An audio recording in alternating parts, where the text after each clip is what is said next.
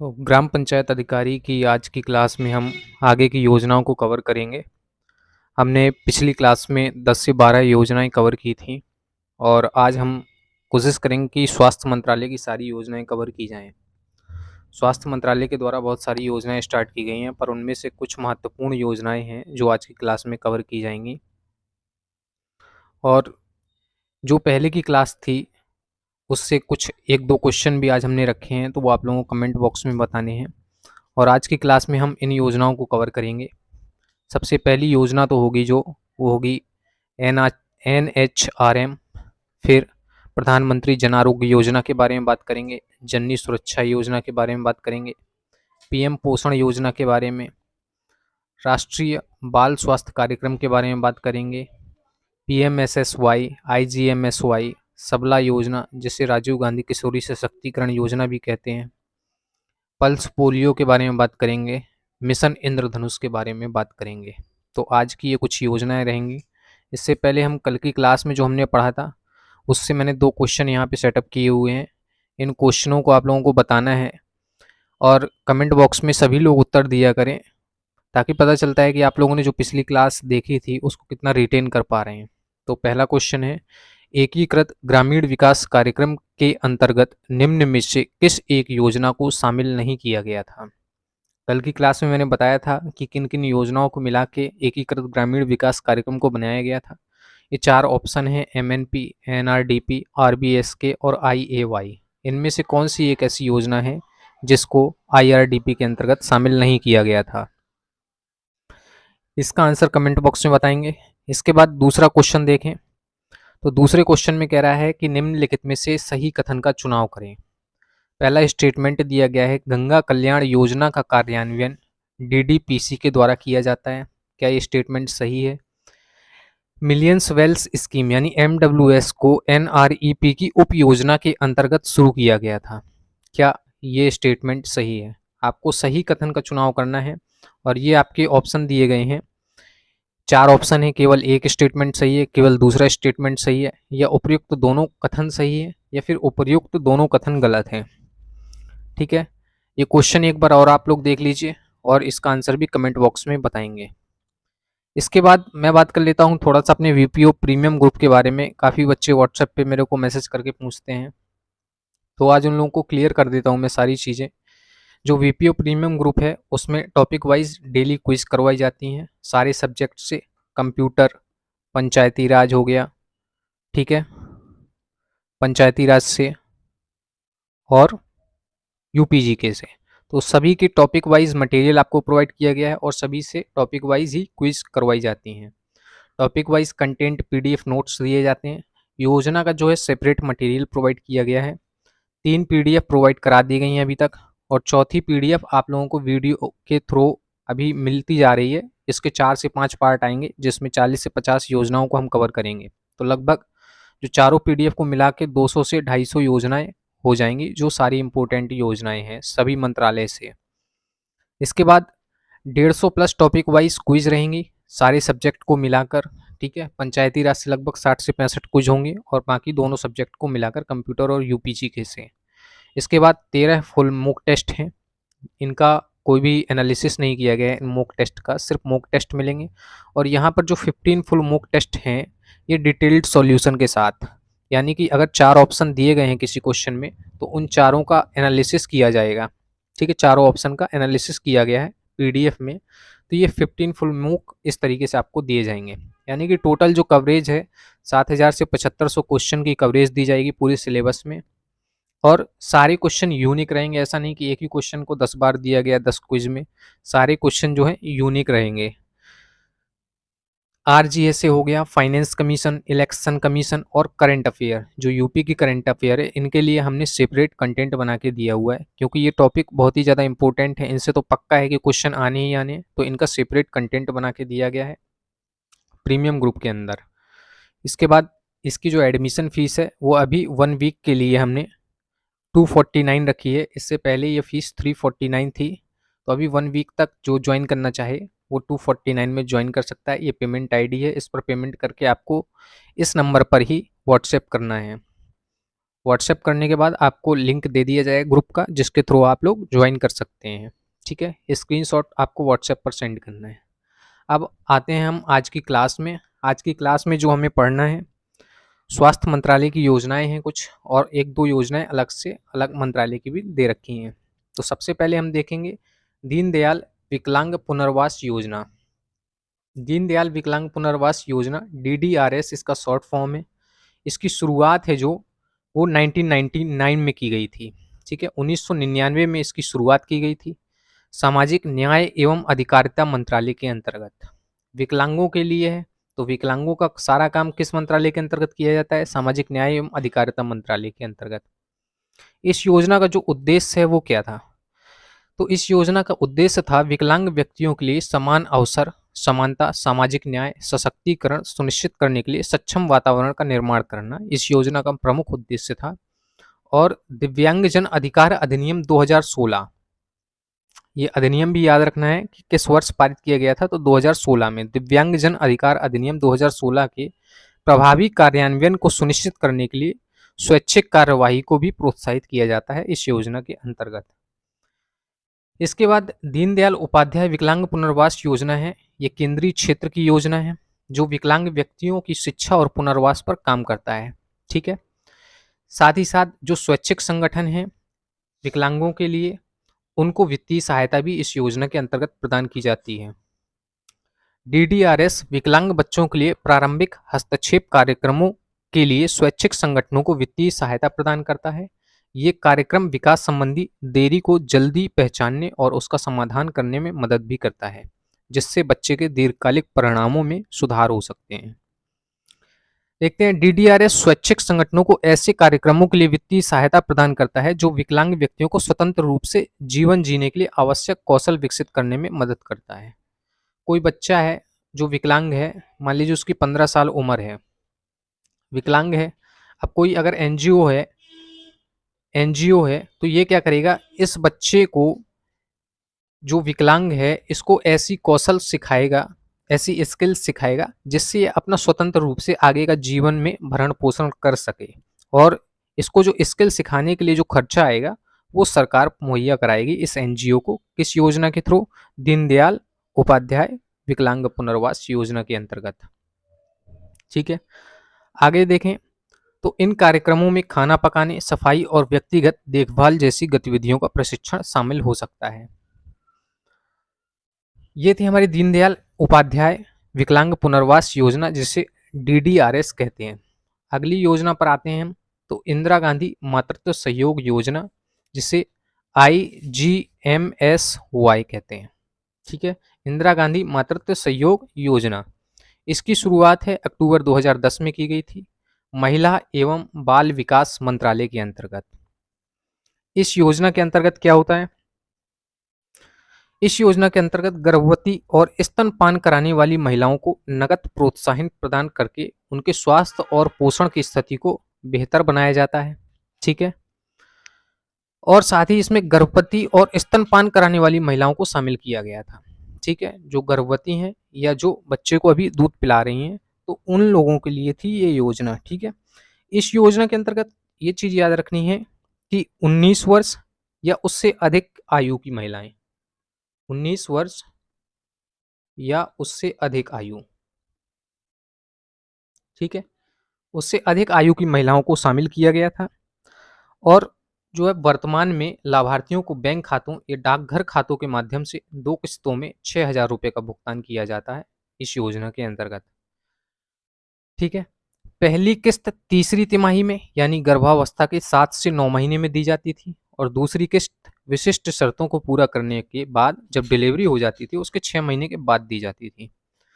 2017 में इस योजना का नाम बदलकर और इसमें कुछ संशोधन करके इसी योजना को प्रधानमंत्री मातृ वंदना योजना कर दिया गया था, जिसे हम आज पढ़ते हैं, प्रधानमंत्री मातृ वंदना योजना, जिसमें अब कुछ राशि बढ़ा दी गई है। तो वो यही योजना थी, पहले इसको कहा जाता था इंदिरा गांधी मातृत्व सहयोग योजना। 2017 में इस योजना का नाम बदला गया और कुछ संशोधन किए गए और प्रधानमंत्री मातृ वंदना योजना कर दिया गया। 13 सितंबर 2018 तक इस योजना के अंतर्गत 48.11 लाख महिलाओं ने नामांकन कराया था। जिनमें से 37.30 लाख महिलाओं को मातृत्व लाभ का भुगतान किया गया है। ठीक है, जो भी उनकी किस्तें होती हैं वो कितनी महिलाओं तक अब तक पहुंचाई जा चुकी हैं? 37.30 लाख महिलाओं तक। सभी सरकारी सार्वजनिक उपक्रम केंद्रीय हों या फिर राज्य के हों, जो भी केंद्र और राज्य सरकार में या तो गवर्नमेंट एम्प्लॉय हैं या फिर गवर्नमेंट कंपनीज में एम्प्लॉय हैं, तो उनको इस योजना से बाहर रखा गया है, क्योंकि वो भुगतान मातृत्व अवकाश के हकदार होते हैं। जब वो लीव ले लेती हैं तो उनका पैसा नहीं काटा जाता है, जो सैलरी का पैसा होता है वो उनको दिया जाता है। तो इस वजह से इनको इस योजना से बाहर रखा गया है। आगे देखेंगे हम पल्स पोलियो टीकाकरण कार्यक्रम। पल्स पोलियो टीकाकरण कार्यक्रम की शुरुआत भारत में 1995 में की गई थी। स्वास्थ्य एवं परिवार कल्याण मंत्रालय के अंतर्गत यह कार्यक्रम चलाया जाता है। भारत में किस तरीके से शुरुआत की गई? क्योंकि भारत 1988 में वैश्विक पोलियो उन्मूलन के लिए विश्व स्वास्थ्य सभा द्वारा पारित प्रस्ताव के लिए प्रतिबद्ध था, इसलिए इसने 1995 में अपने यहाँ इस कार्यक्रम की शुरुआत की। ठीक है, पुराने समय में पोलियो एक भयानक बीमारी हुआ करती थी, जिसके प्रभाव आज भी हमें देखने को मिल जाते हैं। गाँवों में काफ़ी लोग आज भी पोलियो की वजह से विकलांगता का शिकार हैं।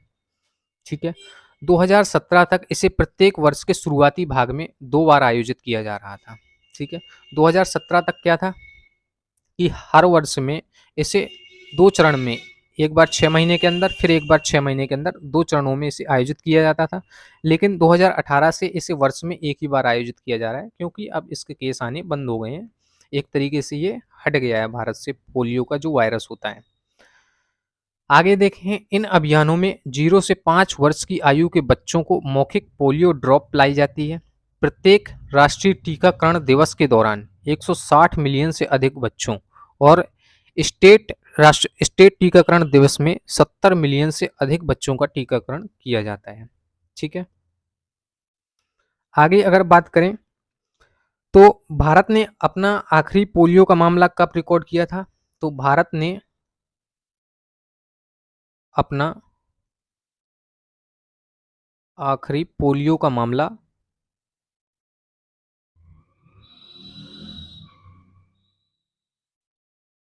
रिकॉर्ड किया था ये 13 जनवरी 2011 को। 13 जनवरी 2011 में भारत में आखिरी जो पोलियो का मामला आया था, पश्चिम बंगाल से आया था ये मामला। कहाँ से? वेस्ट बंगाल से ये मामला आया था। और तब से भारत ने 11 वर्षों से अधिक समय से पोलियो से मुक्त स्थिति बरकरार रखी है। ये चीज़ याद रखनी है कि 11 वर्षों से कोई भी केस भारत में नहीं आया है। आगे देखें तो हु ने यानी वर्ल्ड हेल्थ ऑर्गेनाइजेशन ने 24 फरवरी 2012 को भारत को सक्रिय पोलियो वायरस संचरण वाले स्थानिक देशों की सूची से हटा दिया था। 2012 में इसे पोलियो मुक्त घोषित किया गया था। फिर दक्षिण पूर्व एशिया सहित भारत को 27 मार्च 2014 को विश्व स्वास्थ्य संगठन द्वारा पोलियो मुक्त प्रमाणित कर दिया गया, यानी इसे सर्टिफिकेट दे दिया गया कि अब भारत और कुछ और देश मिलाकर पोलियो से मुक्त हो चुके हैं। देश के सभी राज्यों और केंद्र शासित प्रदेशों ने देश में किसी भी पोलियो प्रकोप से निपटने के लिए रैपिड रिस्पांस टीम विकसित की है। अभी भी ये टीमें चलती हैं। देश द्वारा आपातकालीन तैयारी और प्रतिक्रिया योजना भी विकसित की गई हैं, जो पोलियो के मामलों का पता चलने पर उठाए जाने वाले कदमों का संकेत देती हैं। आगे हम अगली योजना पर बात करेंगे, राष्ट्रीय बाल स्वास्थ्य कार्यक्रम RBSK। इसकी शुरुआत कब की गई थी? फरवरी 2013 में इसकी शुरुआत की गई थी। स्वास्थ्य एवं परिवार कल्याण मंत्रालय के अंतर्गत ये कार्यक्रम चलाया जाता है। और इसकी बात करें तो राष्ट्रीय ग्रामीण स्वास्थ्य मिशन के तहत फरवरी 2013 में राष्ट्रीय बाल स्वास्थ्य कार्यक्रम की शुरुआत की गई थी। राष्ट्रीय ग्रामीण स्वास्थ्य मिशन यानी नेशनल रूरल हेल्थ मिशन के अंतर्गत इस कार्यक्रम की शुरुआत की गई थी, राष्ट्रीय बाल स्वास्थ्य कार्यक्रम की। इसको भी हम आगे पढ़ेंगे, अभी आएगा नेशनल रूरल हेल्थ मिशन। तो इसी मिशन के अंतर्गत इसकी शुरुआत की गई थी, ये चीज़ याद रखनी है। ठीक है, अब इस पहल का उद्देश्य क्या था? तो इस पहल का उद्देश्य था कि जन्म से लेकर 18 वर्ष तक की आयु के बच्चों में जन्म के समय जो दोष हो जाते हैं या कमियां या बीमारियां हो जाती हैं या फिर विकलांगी हो गया बच्चा, या फिर उसका विकास है जो समय से मतलब लेट हो रहा है। जैसे अभी वो 5 साल का है, लेकिन उसमें 5 साल वाले बच्चों के गुण नहीं आ पाए हैं, वो अभी 2 साल की तरह ही है या बोल नहीं पाता है। 5 साल का बच्चा तो जनरली बोल लेना चाहिए, लेकिन वो नहीं बोल पाता है, तो ये विकलांगता का कहीं न कहीं लक्षण होता है उसमें। तो इन सब कमियों को दूर करने के लिए, इन बीमारियों की जाँच करने के लिए राष्ट्रीय बाल स्वास्थ्य कार्यक्रम की शुरुआत की गई थी, ठीक है?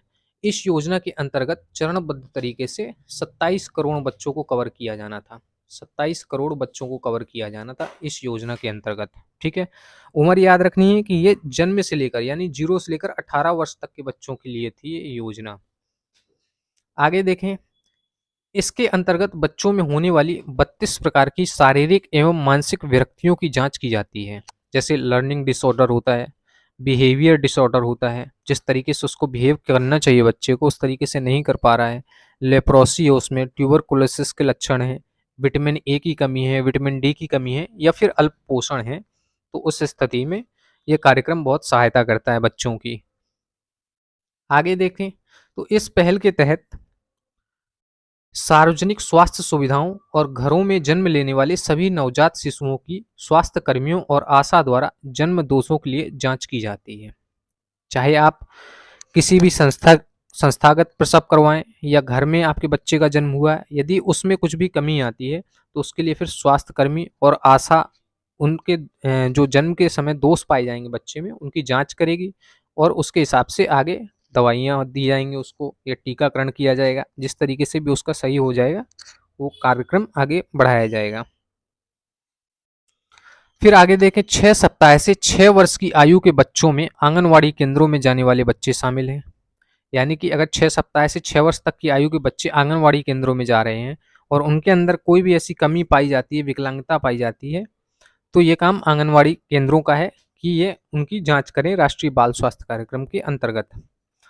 सरकारी और सरकारी सहायता प्राप्त स्कूलों में नामांकित 6 वर्ष से 18 वर्ष की आयु के बच्चों की जांच समर्पित मोबाइल ब्लॉक स्वास्थ्य टीमों द्वारा की जाती है, जिसमें इस मोबाइल ब्लॉक स्वास्थ्य टीम में कौन कौन होता है? 2 आयुष डॉक्टर होंगे, एक पुरुष और एक महिला, और एक एएनएम, एक फार्मासिस्ट शामिल होते हैं। यानी 4 लोगों की ये टीम होती है।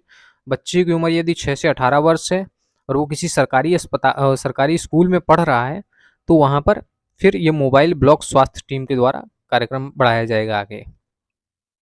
आगे देखें, मिशन इंद्रधनुष। मिशन इंद्रधनुष की शुरुआत 25 दिसंबर 2014 को की गई थी, ठीक है? मंत्रालय किसका था? स्वास्थ्य एवं परिवार कल्याण मंत्रालय। उद्देश्य था इसका इंद्रधनुष के 7 रंगों को प्रदर्शित करने वाला मिशन इंद्रधनुष का उद्देश्य उन बच्चों का 2020 तक टीकाकरण करना है जिन्हें टीके नहीं लगे हैं या डिप्थीरिया, बलगम, टिटनेस, पोलियो, तपेदिक, खसरा तथा हेपेटाइटिस बी रोकने जैसे 7 टीके आंशिक रूप से लगे हैं, ठीक है? मिशन इंद्रधनुष का काम मेन था टीकाकरण करवाना 7 बीमारियों के लिए, लेकिन अभी इसमें 5 रोग और जोड़ लिए गए थे, तो इसके अंतर्गत कुल 12 बीमारियां शामिल की गई थी जिनके टीकाकरण किए जाते थे।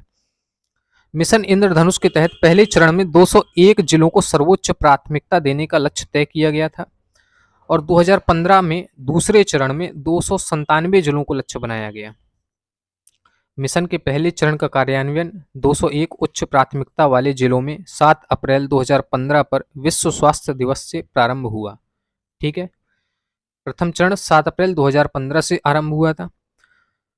आगे देखें तो स्वास्थ्य मंत्रालय ने विभिन्न महत्वपूर्ण संगठनों में को भी इसमें भागीदारी दी है। जैसे विश्व स्वास्थ्य संगठन इसमें भागीदार है, यूनिसेफ, रोटरी इंटरनेशनल तथा अन्य दाता सहयोगी मंत्रालय इस कार्यक्रम को तकनीकी समर्थन देंगे। शुरुआत में इस कार्यक्रम के तहत 7 बीमारियां डिप्थीरिया, टिटनेस, whooping कफ, हेपेटाइटिस बी, मीजल्स, ट्यूबरकुलोसिस और पोलियो शामिल थी। बाद में इसमें कुछ नई बीमारियों को शामिल कर लिया गया था। जैसे उनके नाम देख लें, 5 बीमारियां शामिल की गई थी। तो पहली थी रूबेला रूबेला, फिर थी रोटा वायरस, दूसरी बीमारी जो शामिल की गई थी रोटा वायरस, तीसरी बीमारी थी निमोनिया। ये अलग से बीमारियां शामिल की गई थी जिनके टीके दिए जाने थे बाद में। मेनिनजाइटिस मेनिनजाइटिस ठीक है, और पांचवी बीमारी थी आपकी जापानी इन्फेलाइटिस, जापानी इंसेफ्लाइटिस। ठीक है, तो ये 5 बीमारियां और शामिल की गई थी बाद में। अच्छा, एक चीज और याद रखनी है कि टीकाकरण को जो आसान बनाना है, अब टीकाकरण किसको हुआ किसको नहीं हुआ इसको ट्रैक करना है, तो उसके लिए एक ऐप है यूविन। यूविन मिशन इंद्रधनुष के तहत ये यूविन ऐप के द्वारा टीकाकरण को आसान बनाया जाता है, टीकाकरण को ट्रैक रखा जाता है। और ये एक ऐप है जो स्वास्थ्य मंत्रालय के द्वारा चलाया जाता है। ठीक है, इसमें आप किसी भी शहर के किसी भी गांव के टीकाकरण को ट्रैक कर सकते हैं कि उसमें कितने लोगों को टीकाकरण हुआ है कितनों को नहीं हुआ है। ये यूविन ऐप है। ठीक है, आगे देखेंगे सघन इंद्रधनुष मिशन देख लेते हैं। तो ये सघन इंद्रधनुष मिशन है जो ये 5.0 कार्यक्रम था। इस अभियान का लक्ष्य राष्ट्रीय टीकाकरण अनुसूची के अनुसार सार्वभौमिक टीकाकरण कार्यक्रम के तहत प्रदान किए गए सभी टीकों के लिए टीकाकरण कवरेज को बढ़ाना है। तो जो पहले मिशन इंद्रधनुष चलाया जा रहा था उसके अंतर्गत जितने भी टीकाकरण किए जा रहे थे जितने भी रोगों के लिए, तो उनके कवरेज को बढ़ाना था इस IMI 5.0 अभियान के तहत। ठीक है, इस अभियान में 2023 तक खसरा और रूबेला उन्मूलन के लक्ष्य के साथ खसरा और रूबेला टीकाकरण कवरेज में सुधार पर विशेष ध्यान दिया गया है। ठीक है, खसरा और रूबेला को 2023 तक क्या करना था, उन्मूलन करना था उनका, तो इसके लिए टीकाकरण कवरेज को बढ़ाया गया था। जो IMI 5.0 है 3 चरणों में आयोजित किया जा रहा है, यानी 7 से 12 अगस्त 2023, 11 से 16 सितंबर 2023, 9 से 14 अक्टूबर 2023। ठीक है, 3 चरणों में इसको आयोजित किया गया था, यानी 1 महीने में 6 दिन चलाया गया था इसको, जिसमें नियमित टीकाकरण दिवस भी शामिल हैं। पहली बार यह अभियान देश के सभी जिलों में चलाया जा रहा है और इसमें 5 वर्ष तक के बच्चे शामिल हैं। पिछले अभियानों में सिर्फ 2 वर्ष तक के बच्चे शामिल थे, लेकिन इसमें 5 वर्ष तक के बच्चे शामिल किए गए हैं। अगली योजना की बात करें तो प्रधानमंत्री स्वास्थ्य सुरक्षा योजना, इसकी घोषणा है जो 2003 में की गई थी प्रधानमंत्री जी के द्वारा। फिर योजना को मंजूरी कब प्रदान की गई, मार्च 2006 में। प्रधानमंत्री स्वास्थ्य सुरक्षा योजना, इसका उद्देश्य क्या था, तो देश के विभिन्न भागों में सस्ती और विश्वसनीय स्वास्थ्य सुविधाओं की उपलब्धता की विसंगतियों को दूर करना। 2006 में इस योजना को आरंभ किया गया था और इसका मेन उद्देश्य था कि लोगों तक सस्ती और विश्वसनीय स्वास्थ्य सुविधाएं पहुंचाई जा सकें। ठीक है, लोग पहले क्या था कि गाँव में ही डॉक्टर होते थे जो पूर्ण रूप से शिक्षित नहीं होते थे, लेकिन उनको दवाइयों का ज्ञान होता था तो उनसे इलाज करवाया जाता था, तो वो थोड़ा सा क्या होता था, अनसेफ होता था। फिर 2006 में सरकार के द्वारा विश्वसनीय स्वास्थ्य सुविधाओं को स्थापित किया गया और सस्ते तरीके से उपलब्ध कराया गया स्वास्थ्य सुविधाओं को। विशेष रूप से अविकसित राज्यों में गुणवत्तापूर्ण और बेहतर चिकित्सीय शिक्षा के लिए सुविधाओं का विस्तार किया गया। ठीक है, मेडिकल कॉलेजेस वगैरह पर ध्यान दिया गया यहाँ से, और जहाँ पे बिल्कुल भी मेडिकल क्षेत्र के लिए कोई भी मतलब विकास का कोई नाम निशान नहीं था, उन राज्यों में बहुत ज़्यादा ध्यान आकर्षित किया गया इस योजना के द्वारा। फिर आगे देखें, देश के विभिन्न भागों में तृतीयक स्वास्थ्य सेवा सुविधाओं की उपलब्धता में असंतुलन को ठीक किया गया। तृतीयक स्वास्थ्य सेवा सुविधाओं की उपलब्धता में जो असंतुलन था उसको ठीक किया गया था। प्रधानमंत्री जो स्वास्थ्य सुरक्षा योजना है इसके 2 घटक हैं। पहला, एम्स जैसे संस्थानों की स्थापना की गई और राज्य सरकार के वर्तमान मेडिकल कॉलेजों का उन्नयन किया गया। ठीक है, एम्स जैसे संस्थानों की स्थापना किस योजना के द्वारा की गई थी, प्रधानमंत्री स्वास्थ्य सुरक्षा योजना के द्वारा। और राज्य सरकार के वर्तमान जो मेडिकल कॉलेज कार्य कर रहे थे तो उनका अपग्रेडेशन किया गया इस योजना के द्वारा। अब जो है एम्स जैसे नया एम्स बनाया जाएगा तो नए एम्स के जो निर्माण में जो पूरा खर्चा होगा, निर्माण का जो खर्चा होगा वो केंद्र सरकार के द्वारा ही उठाया जाता था। ठीक है, केंद्र सरकार के द्वारा 100% धन केंद्र सरकार के द्वारा ही खर्च किया जाएगा इस योजना के अंतर्गत। ठीक है, और नए एम्स का संचालन और रखरखाव भी पूरी तरह से केंद्र सरकार के द्वारा ही वहन किया जाता था। आगे देखें तो प्रधानमंत्री स्वास्थ्य सुरक्षा योजना के प्रथम चरण के 2 घटक हैं। एम्स की तर्ज पर 6 संस्थानों की स्थापना तथा 13 मौजूद सरकारी मेडिकल कॉलेजों संस्थानों का उन्नयन। जब इस योजना को स्टार्ट किया गया था तो देश में एक भी एम्स नहीं थे, सिर्फ सरकारी मेडिकल कॉलेज होते थे। तो 13 जो सरकारी मेडिकल कॉलेज थे उन संस्थानों का उन्नयन किया गया इस योजना के आने के बाद, और एम्स की तर्ज पर 6 अन्य एम्स स्थापित किए गए थे। ठीक है, आगे देखें तो बिहार, छत्तीसगढ़, मध्य प्रदेश, उड़ीसा, राजस्थान और उत्तरांचल में एक एक एम्स इसके द्वारा प्रथम चरण में स्थापित किए गए थे, और एक एम्स की लागत कितनी थी? 840 करोड़ रुपए थी। आगे अगर बात करें तो दूसरे चरण में सरकार ने पश्चिम बंगाल और उत्तर प्रदेश में एक एक एम्स बनवाए, और 6 मेडिकल कॉलेज संस्थानों के उन्नयन को मंजूरी दी सेकंड चरण में। ठीक है, तीसरे चरण में क्या हुआ? राजकीय मेडिकल कॉलेज झांसी उत्तर प्रदेश के साथ अन्य 6 मेडिकल कॉलेज संस्थानों को अपग्रेड करने का प्रस्ताव रखा गया था। आगे देखें राजीव गांधी किशोरी सशक्तिकरण स्कीम यानी सबला स्कीम, और इसका शॉर्ट फॉर्म है RGSEAG। शुरुआत इसकी की गई थी 1 अप्रैल 2011 से। महिला एवं बाल विकास मंत्रालय के अंतर्गत इस योजना को शुरू किया गया था, और इस योजना को जो मेन उद्देश्य था किशोरियों के आत्म विकास और सशक्तिकरण को सक्षम बनाना, उनके पोषण और स्वास्थ्य की स्थिति में सुधार लाना, स्वास्थ्य, स्वच्छता, पोषण, किशोर प्रजनन, यौन स्वास्थ्य और परिवार और बाल देखभाल के बारे में जागरूकता को बढ़ावा देना। आगे देखें तो घर आधारित कौशल, ऐसे कौशल जो घर पर रहकर सीखे जा सकते थे, जीवन कौशल को उन्नत करना और व्यावसायिक कौशल के लिए राष्ट्रीय कौशल विकास कार्यक्रम के साथ एकीकृत करना।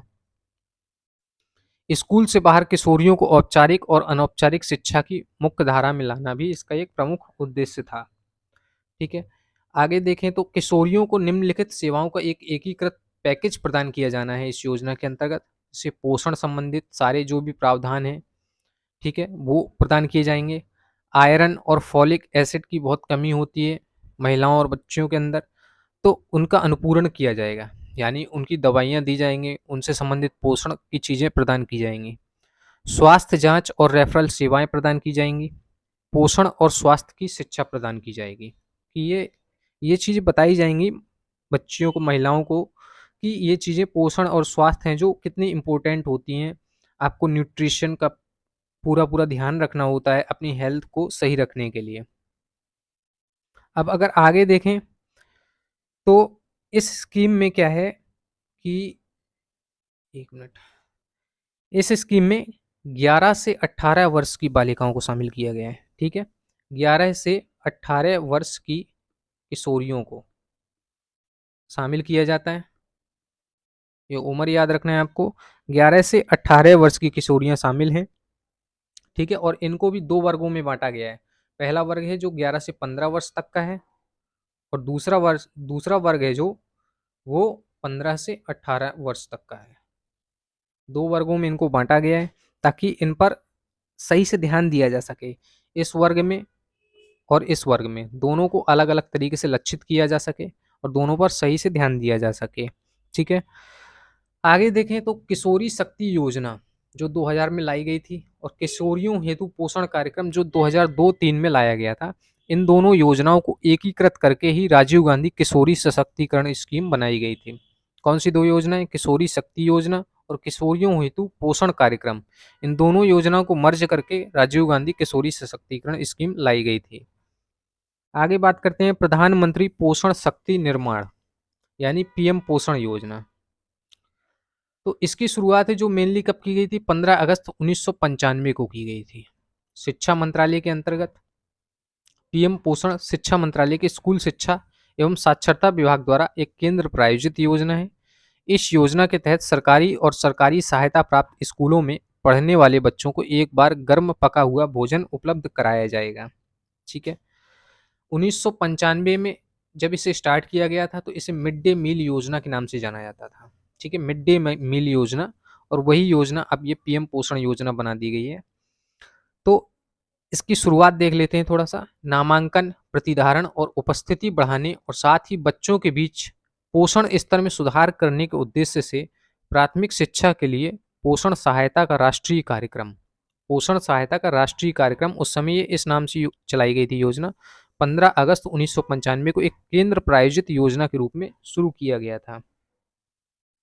अभी तो क्या है कि जो 2021-22 से 2025-26 तक के लिए 2021-22 से 2025-26 तक के लिए पीएम पोषण योजना को मंजूरी प्रदान की गई है।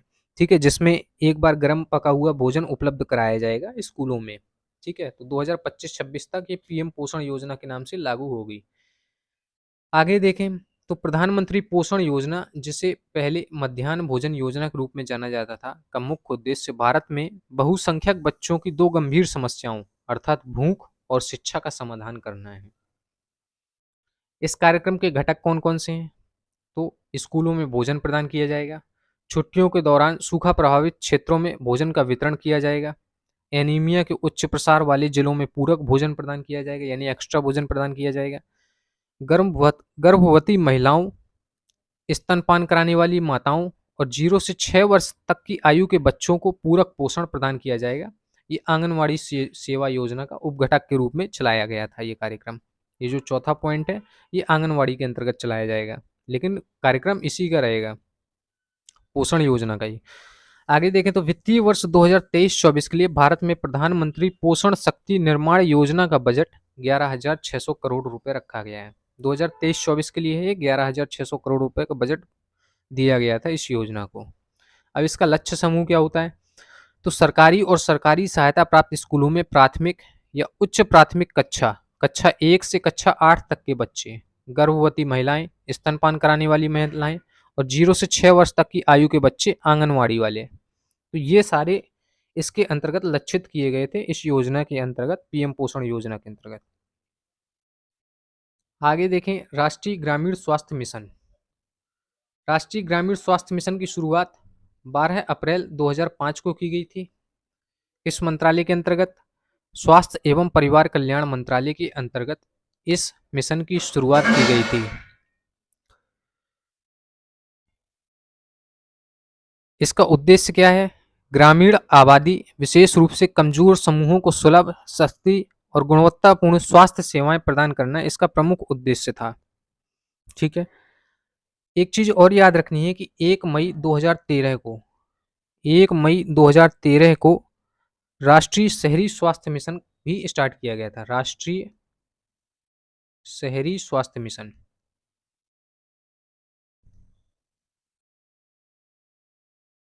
ठीक है, ये कब स्टार्ट किया गया था? 1 मई 2013 को। और ये जो दोनों मिशन हैं ये किसके अंतर्गत चालू किए गए थे? तो ये किए गए थे व्यापक राष्ट्रीय स्वास्थ्य मिशन के अंतर्गत। व्यापक राष्ट्रीय स्वास्थ्य मिशन के अंतर्गत ही राष्ट्रीय ग्रामीण स्वास्थ्य मिशन और राष्ट्रीय शहरी स्वास्थ्य मिशन दोनों उप मिशन के रूप में स्टार्ट किए गए थे। अब हम राष्ट्रीय ग्रामीण स्वास्थ्य मिशन के अंतर्गत किए जाने वाले कार्यों को देख लेते हैं। तो स्वास्थ्य पर सरकारी खर्चे में बढ़ोतरी की जाएगी इस मिशन के अंतर्गत। स्वास्थ्य सेवाओं के ढांचों में सुधार किया जाएगा, जो इंफ्रास्ट्रक्चर है उसको डेवलप किया जाएगा अच्छे से। ग्रामीण स्वास्थ्य केंद्रों को मजबूत बनाया जाएगा, जो पीएचसी सेंटर होते हैं उनको मजबूत बनाया जाएगा। देसी परंपरागत आरोग्य प्रणालियों को बढ़ावा दिया जाएगा, उन्हें स्वास्थ्य सेवाओं का मुख्य अंग बनाया जाएगा। जो आयुर्वेदिक प्रणालियां हैं जो हमारे यहाँ लंबे समय से चली आ रहे हैं, घरेलू नुस्खे हो गए या घरेलू जड़ी बूटियों के द्वारा जो सही किया जाता है, तो उनको स्वास्थ्य सेवाओं का मुख्य अंग बनाया जाएगा। निजी स्वास्थ्य क्षेत्र का नियमीकरण यानी उसका रेगुलेशन किया जाएगा। निजी जो स्वास्थ्य क्षेत्र है, जो मेडिकल खोल लेते हैं या जो भी अपना प्राइवेट हॉस्पिटल चलाते हैं, तो उनका रेगुलेशन किया जाएगा इस योजना के अंतर्गत। इसके लिए मापदंड निर्धारित किए जाएंगे और एक्ट बनाया जाएगा। निजी स्वास्थ्य क्षेत्र के साथ साझेदारी भी की जाएगी इस योजना के अंतर्गत। आगे देखें प्रधानमंत्री जन आरोग्य योजना या आयुष्मान भारत। तो प्रधानमंत्री जन आरोग्य योजना, इसकी शुरुआत कब की गई थी? 23 सितंबर 2018 को झारखंड के रांची से। ठीक है, स्वास्थ्य एवं परिवार कल्याण मंत्रालय द्वारा झारखंड में विश्व की सबसे बड़ी स्वास्थ्य बीमा योजना प्रधानमंत्री जन आरोग्य योजना की शुरुआत की गई थी। आगे देखें तो आयुष्मान भारत के बारे में बात कर लेते हैं। आयुष्मान भारत है जो भारत सरकार की एक प्रमुख योजना है जिसे राष्ट्रीय स्वास्थ्य नीति 2017 की संस्तुति के अनुसार सार्वभौमिक स्वास्थ्य कवरेज के लक्ष्य को प्राप्त करने के लिए शुरू किया गया था। राष्ट्रीय स्वास्थ्य नीति 2017 में बनाई गई थी और उसमें जो चीज़ें कही गई थी कि सार्वभौमिक स्वास्थ्य कवरेज के लक्ष्य को प्राप्त किया जाएगा, तो उसके लिए इस आयुष्मान भारत योजना को स्टार्ट किया गया था। फरवरी 2018 में, अभी एक चीज़ ये देख लीजिए पहले, तभी आपको समझ में आएगा कि जो पीएमजे प्रधानमंत्री जन आरोग्य योजना प्लस HWC यानी कि health and welfare centre, HWC क्या है? Health and welfare centre. यदि इन दोनों को मिला दिया जाए तो उसे बोलते हैं हम आयुष्मान भारत। ठीक है, इसे क्या बोलेंगे? आयुष्मान भारत। तो यही चीज़ यहाँ पे बताई गई है कि फरवरी 2018 में भारत सरकार ने मौजूदा उपकेंद्रों और प्राथमिक स्वास्थ्य केंद्रों को बदलकर 1.5 लाख स्वास्थ्य और कल्याण केंद्र यानी कि HWC बनाने की घोषणा की थी फरवरी 2018 में। और इन केंद्रों का उद्देश्य व्यापक प्राथमिक स्वास्थ्य देखभाल प्रदान करना है, जिससे स्वास्थ्य सेवा लोगों के घरों के करीब पहुंच सके। आगे बात करें, ये जो स्वास्थ्य सेंटर होते हैं वे मात्र एवं शिशु स्वास्थ्य सेवाओं और गैर संचारी रोग दोनों को कवर करते हैं, जिनमें निःशुल्क आवश्यक दवाएं और नैदानिक सेवाएं शामिल होती हैं। आयुष्मान भारत PMJY दुनिया की सबसे बड़ी स्वास्थ्य आश्वासन योजना है, जिसका उद्देश्य 12 करोड़ से अधिक गरीबों और कमजोर परिवारों को, इन 12 करोड़ परिवारों में लगभग 55 करोड़ लोग शामिल हो जाएंगे, को माध्यमिक और तृतीयक देखभाल अस्पताल में भर्ती के लिए प्रति वर्ष प्रति परिवार 5 लाख रुपए तक का स्वास्थ्य कवर प्रदान किया जाता है। प्रति वर्ष और प्रति परिवार। ठीक है, एक वर्ष में आपके परिवार में यदि कोई बीमार हो जाता है तो आप 5 लाख रुपए तक का फ्री इलाज करवा सकते हैं। यह भारतीय आबादी के निचले 40% हिस्से का गठन करता है। जो शामिल किए गए परिवार हैं क्रमशः ग्रामीण और शहरी क्षेत्रों के लिए सामाजिक आर्थिक जातीय जनगणना 2011 के अभाव और व्यावसायिक मानदंडों पर आधारित है। यानी कि SECC 2011 का जो डाटा होता है, इसमें ये एक लिस्ट होती है, तो इस लिस्ट में जिसका भी नाम होता है उसी का ये कार्ड बनाया जाता है। आगे अगर बात करें तो जो प्रधानमंत्री जन आरोग्य योजना है, इसे पहले राष्ट्रीय स्वास्थ्य संरक्षण योजना के रूप में जाना जाता था। PMJAY है जो, इसे पहले राष्ट्रीय स्वास्थ्य संरक्षण योजना, स्वास्थ्य संरक्षण योजना के नाम से जाना जाता था। ठीक है, आगे बात करें तो इसने तत्कालीन मौजूदा राष्ट्रीय स्वास्थ्य बीमा योजना को शामिल कर लिया है, जिसे 2008 में लॉन्च किया गया था। राष्ट्रीय स्वास्थ्य बीमा योजना जो 2008 से चल रही थी, प्रधानमंत्री जन आरोग्य योजना आने के बाद इसी में विलीन हो गई और वो योजना समाप्त हो गई जो पहले चल रही थी। इसमें देखें तो इसमें अस्पताल में भर्ती होने से पहले के 3 दिनों तक और अस्पताल में भर्ती होने के बाद के 15 दिनों तक के खर्च जैसे निदान और दवाइयों को कवर किया जाता है। अंतरिम बजट 2024 में सरकार ने आयुष्मान भारत प्रधानमंत्री जन आरोग्य योजना के लिए आवंटन को बढ़ाकर 7200 करोड़ रुपए कर दिया है। 7200 करोड़ रुपए कर दिया है, जबकि आयुष्मान भारत स्वास्थ्य अवसंरचना मिशन PM ABHIM के लिए यानी इंफ्रास्ट्रक्चर को डेवलप करने के लिए 646 करोड़ रुपए अतिरिक्त आवंटित किए गए थे। आगे बात करें जननी सुरक्षा योजना यानी JSY की बात करें तो इसकी शुरुआत 12 अप्रैल 2005 को की गई थी। जननी सुरक्षा योजना की स्वास्थ्य एवं परिवार कल्याण मंत्रालय के अंतर्गत। ठीक है,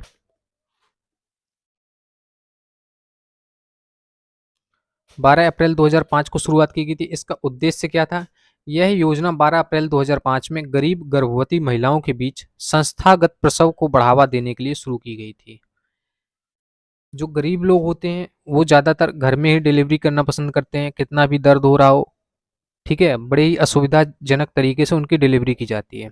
तो अब क्या होगा, इस योजना के तहत, जननी सुरक्षा योजना के तहत अब उन्हें संस्थागत प्रसव कराने के लिए बढ़ावा दिया जाएगा। जब वे जन्म देने के लिए किसी अस्पताल में पंजीकरण कराते हैं तो गर्भवती महिलाओं को प्रसव के लिए भुगतान करने के लिए एक प्रोत्साहन प्रदान किया जाता है, जिसमें नकद सहायता राशि प्रदान की जाती है उनको। जननी सुरक्षा योजना माताओं और नवजात शिशुओं की मृत्यु दर को कम करने के लिए भारत सरकार के राष्ट्रीय ग्रामीण स्वास्थ्य मिशन द्वारा चलाया जा रहा एक सुरक्षित मातृत्व हस्तक्षेप कार्यक्रम है। तो इसे एनएचआरएम के अंतर्गत चलाया जा रहा था। ये चीज याद रखनी है कि ये एनएचआरएम के अंतर्गत एक उप मिशन के रूप में चलाया जा रहा था। ठीक है। और जो जननी सुरक्षा योजना है ये 100% केंद्र प्रायोजित योजना है। केंद्र प्रायोजित योजना है।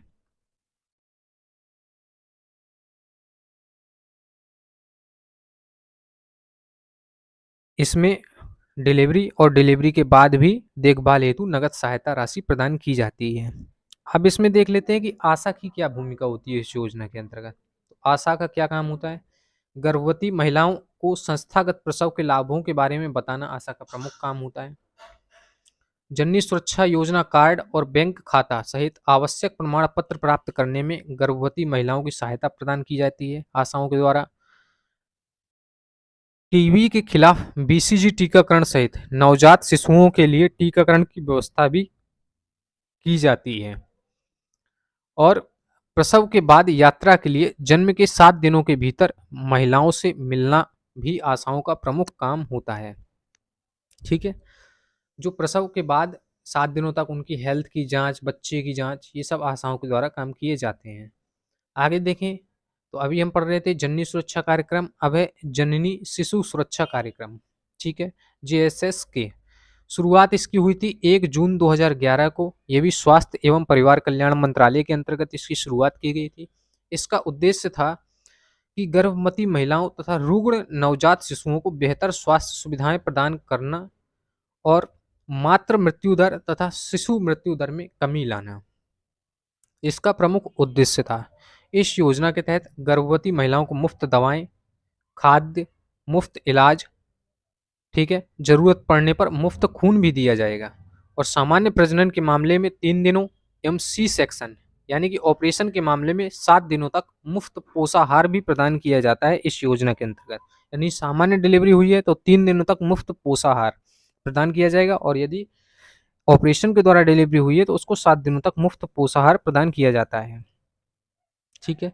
इसमें एक चीज और याद रखनी है कि घर से केंद्र तक जाने और वापसी के लिए मुफ्त यातायात सुविधा भी प्रदान की जाती है। ठीक है। जो घर से आप जब पीएससी तक जाएंगे, ठीक है, तो जो भी यातायात का खर्च होगा वो सरकार वहन करेगी, और आपको घर तक छोड़ने का भी खर्च सरकार वहन करेगी। ठीक है। आगे देखें, निःशुल्क दवाइयाँ प्रदान की जाएंगी और आवश्यक सामग्री गर्भवती महिलाओं को मुफ्त में दवाएं दी जाती हैं। इनमें आयरन, फॉलिक अम्ल जैसे सप्लीमेंट भी शामिल हैं, क्योंकि डिलीवरी के बाद आयरन डेफिशिएंसी बहुत हो जाती है महिलाओं में, तो आयरन और फॉलिक अम्ल की जो दवाइयाँ हैं वो प्रदान की जाएंगी महिलाओं को। इसके अंतर्गत निःशुल्क जांच सुविधाएं भी प्रदान की जाती हैं। गर्भवती महिलाओं की खून की जांच, पेशाब की जांच, अल्ट्रासोनोग्राफी और अनिवार्य और वांछित जांच भी मुफ्त कराई जाती हैं, यानी कि सारी जांचें फ्री में करवाई जाती हैं इस योजना के अंतर्गत। ठीक है। तो इस तरीके से आज हमने ये स्वास्थ्य मंत्रालय की कुछ योजनाएं पढ़ी थी जो बहुत ही इंपॉर्टेंट लग रही थी।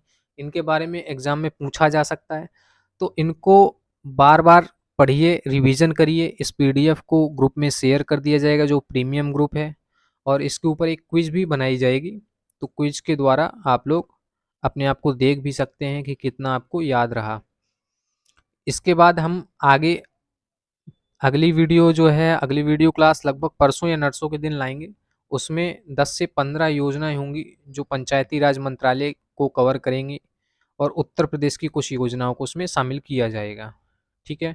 तो तब तक के लिए आप लोग इसका रिवीजन करिए और खुश रहिए। धन्यवाद।